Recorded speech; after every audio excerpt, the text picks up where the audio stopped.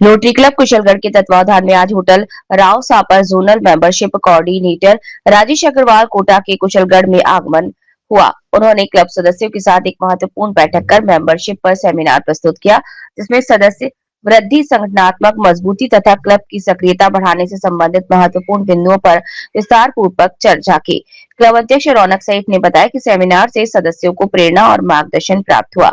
सभी सदस्यों की उपलब्धि में कार्यक्रम सफलतापूर्वक संपन्न हुआ।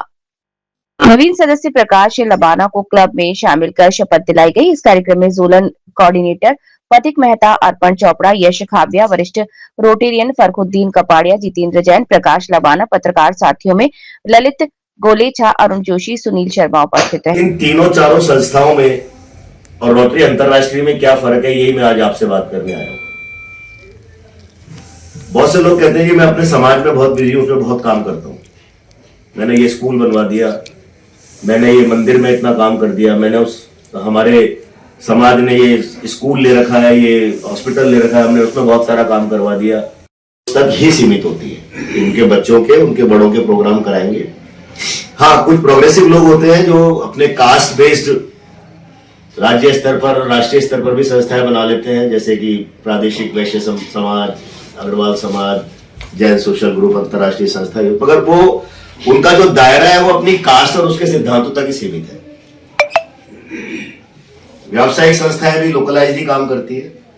रोटरी अंतरराष्ट्रीय आपको मंच देता है कि आप इन सब चीजों का मिश्रण करके पूरे विश्व के 200 से ज्यादा कंट्रीज, विभिन्न धर्म, विभिन्न जाति, विभिन्न भाषाएं, विभिन्न कल्चरल, बहुत सारी चीजों के मिक्स लोगों के साथ आप अपना नेटवर्क बना सकते हो।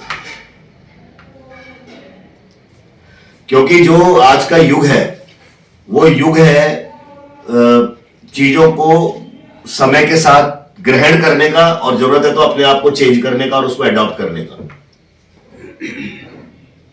आप में से कई लोगों को याद होगा, आप काफी यंग हैं, लेकिन जब राजीव गांधी कंप्यूटर लेकर आए थे देश के अंदर, जब कंप्यूटर पहली बार आए थे तो रेलवे ने स्ट्राइक कर दी थी। ये कंप्यूटर क्या आ रहा है, तो रोजगार का दुश्मन है, इतने इतने एम्प्लॉयमेंट खत्म हो जाएंगे, इतना बहुत सारा विरोध हुआ। जब जब बदलाव की बात आती है तो माइंड में रेजिस्टेंस आता है लोगों के, यार ये हम बदले क्यों।